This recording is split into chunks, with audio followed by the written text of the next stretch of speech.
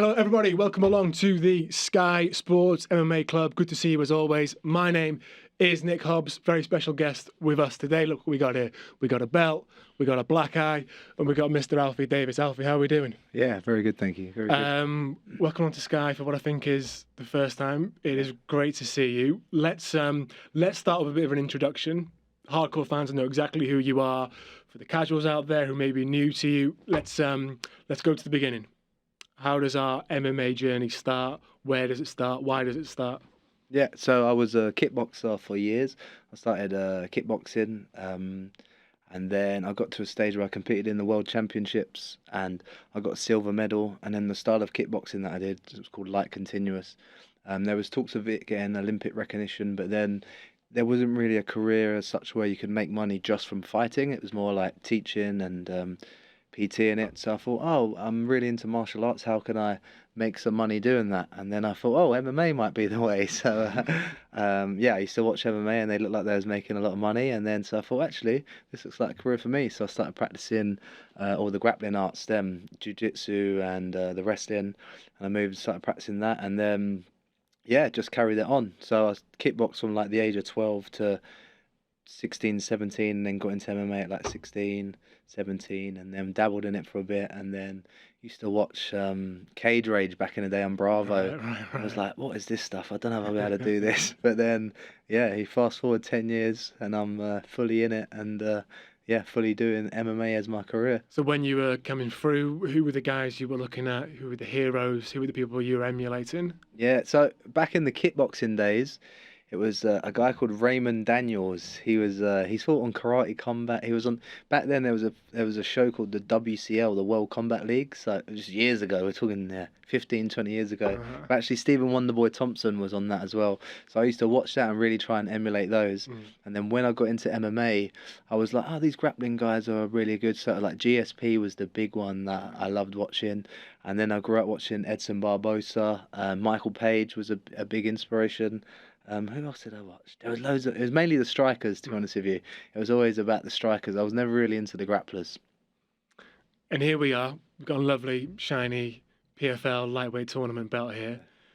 It's been a long road to get here, though. Not to age you. We're 34 next month. Is that right? Yeah. So look, talk us through the professional journey of how you end up shocking the world last year, lining up this huge fight that's coming up in a few weeks. Talk us through it. Yeah, so I turned pro at the age of 21, and then I had an okay career up until sort of last year. Had a decent record, which sort of got me into the tournament. But I mean, not a month ago. This time last year, it was I lost to a guy called Mansour Banoui, and I was thinking about retiring. So it was like I was nearly on the way out. Although I had many fights for Bellator, and then that was the first fight. I think it was still Bellator at the time. No, it might be my first fight in PFL. That was when they rebranded to PFL. It was my first fight in the PFL, and then I lost. And I was like, right, I'm 33 now. I've got 2 kids. I've got a wife. I've got a mortgage. I need to pay this. So yeah, I was wondering what I was going to do. And then I had the phone call to enter this tournament. So I was like, right, last ditch saloon. I'm going to, whatever happens, happens. And yeah, nothing to lose. If I lose, I lose. And then I won the first fight against Clay Collard with a knockout. I was like, oh, actually, I am pretty good at this sport. And then I go a second fight against the former Bellator champion, Brent Primus. Yeah. And yeah, he was a tricky puzzle to deal with. And then I beat him, and I was like, wow. And then it was a final against this like tough Dagestani on a silly knockout streak. Everyone's tipped him as like the next big thing, or if not the biggest, one of the biggest things, especially outside the UFC. He was the biggest talent going. I was. What was my odds? I think I was a 9-1 underdog. So I was going in there like in a 2-horse race, being a 9-1 underdog. Yeah, against this Dagestani guy from the Nurmagomedov school. Yeah. And then I ended up winning that. So then that got me that belt. So now I'm sitting here, and his teammate wants to try and get me back for beating him up. I ended up winning that. It's a nice way of putting it. Some fighters would say, I got the call to be in the tournament, and I knew it was my destiny to win. And I knew I was going to do it. It seems like you've maybe got a bit more of a mature outlook, that you were going in there with, I'm going to do everything I can to win this, but nothing's guaranteed. I mean, did that make it sweeter when it all came to be? Yeah, I think so. I think like from doing the sport, I turned pro at 21. Now I'm 33, so I've been professional for 12 years, and I was sort of uncomfortable with how my career was going, and especially with like looking at retirement. It was like I was uncomfortable finishing on how the career went. I felt like I always thought I was going to be a world champion, to be honest with you. I always thought that from practicing in the gym, from being sparring the guys that I've sparred, I always thought that I was on their level, but it just wasn't coming out on fight night under the lights. So this last year has really changed, and I think it was the that sort of mentality of me not trying to be a perfectionist, trying to not win every exchange, but just going out there and being like, actually, let's just go with the flow. And I think that's just like it's quite a good lesson for life, really, just taking every moment as the moment happens. Like not thinking too much in the future or thinking about the past too much. This happened in this fight, so it might happen in this one, or if he does this, this could happen. But just being in the moment within the fight, Mm. I think it's really helped me in life and in just fighting in general. Look, winning the tournament, absolutely fantastic. We know the financial rewards that come with that, the profile as well. Is the big prize, though, that it set you up for getting in there with Usman Nurmagomedov in 3 weeks now? I mean, Yeah. whew, take a deep breath because that is the ultimate prize and the PFL can offer, right? And probably the biggest name that you could possibly be in there with. Yeah. 3.5 weeks I fight Usman. Again, Usman's a massive name, mainly because of his second name, and he's got an amazing record. 20-0. He's beaten some great guys. But when I beat Gadzi Rabadanov, his teammate, a lot of people were ranking Gadzi higher than him at the time. So it was like it is a massive, massive deal to fight him, especially in Dubai. He's got the main title and stuff, but I don't see it as like a big, big step up. And also, he's less scary than Gadzi, to be honest with you. Usman doesn't really stop people. Like Mm. he's not a killer knockout artist, whereas Gadzi was on a 5-fight knockout streak. I saw him live, like break Kevin Lee's jaw. And it was like, yeah, this guy's scary. He was like a little monster, and I had to get in there with him. So Usman is just the pretty boy from Dagestan. So yeah, He's calling you the pretty boy. I You know. can't Yeah, both be pretty boys. yeah, I know. Yes, two pretty boys fighting for a title. Yeah, What do you think he sees when he looks at you? yeah. I think that he's underestimating me. By what he says, his mannerisms. He's quite a cocky individual, and the way he sort of has said stuff, he's just not really thinking anything of me. He thinks that Gadzi lost the fight and I didn't win it, basically. So I mean that sort of plays well for me because I love it when people underestimate me, and I'm loving to prove him wrong. But equally, I think his team are quite well educated on how they will approach the fight. I mean, Khabib, they've all been watching me, so I think they'll know that. Yeah, I'm a good striker, but I think they seem to think that I just have no grappling. So yeah, we'll see what cooks on the night. Do you take a lot of confidence from that Paul Hughes fights? Yeah, Paul Hughes done me a massive favour, to be honest with you, because he was 18-0 at the time before he fought Paul Hughes, and like he was looking unstoppable, like just beating everyone. And then Paul Hughes exposed a lot of his game. He looked as I said, I thought Paul Hughes won the first one. Paul Hughes exposed that his grappling is not actually that good. Yeah, when it comes to a gritty fight, he crumbles really. He's a bit of a to be honest with you. So he's very skilled, but if I put it on him and we get into a bit of a gunfight, I think that he might crumble. It could be a few massive weeks for UK MMA. We've got you doing your thing out in Dubai. Of course, we've got Paddy Pimblett coming up against Justin Gaethje as well. You've been doing a little bit of training up there with Paddy. Yeah, I went and sparred Paddy a few weeks ago now. So yeah. How did you find that? What was the experience? How's he getting on? Yeah, I've sparred Paddy. I think that was the fourth or fifth time I've sparred Paddy over the years, and yeah, Paddy's he's great, man. I think he's gonna beat Justin.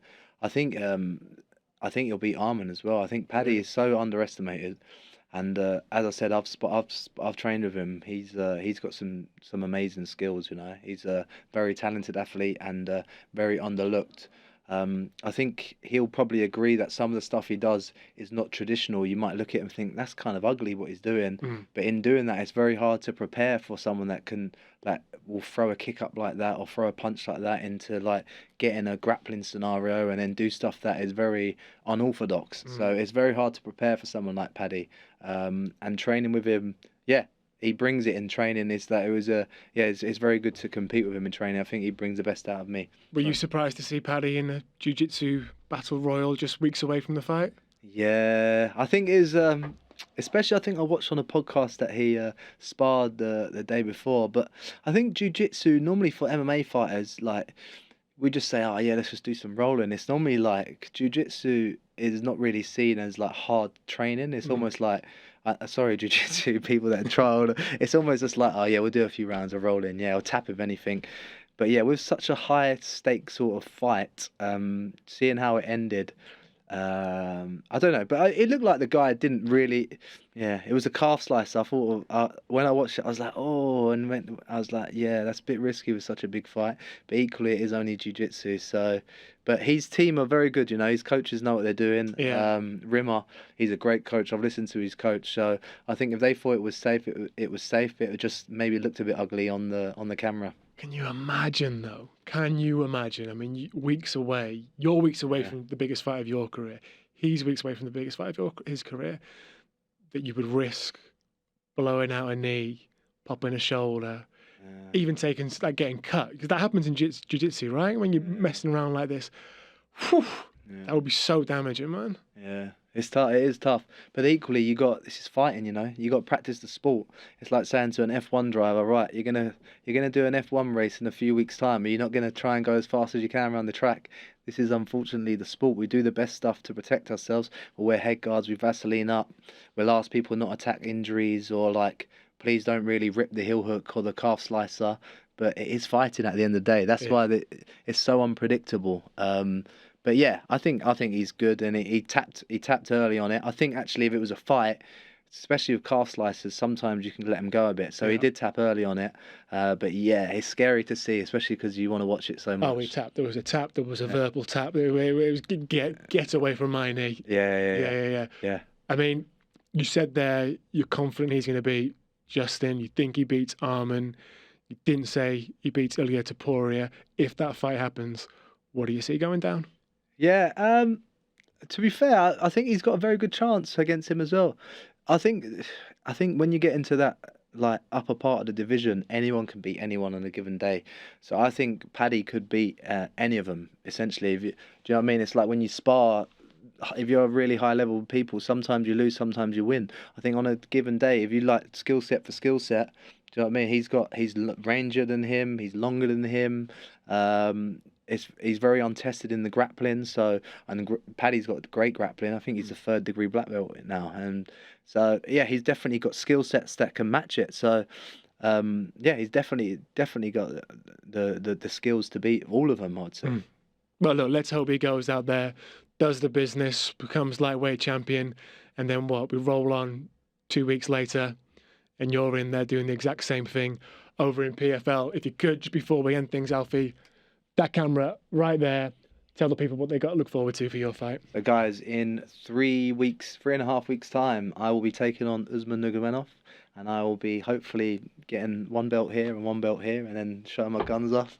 But yeah, I'm going to be the Daggy killer. I'm taking out the 2nd Dagestani, and I'm bringing the 2nd world title home to Great Britain.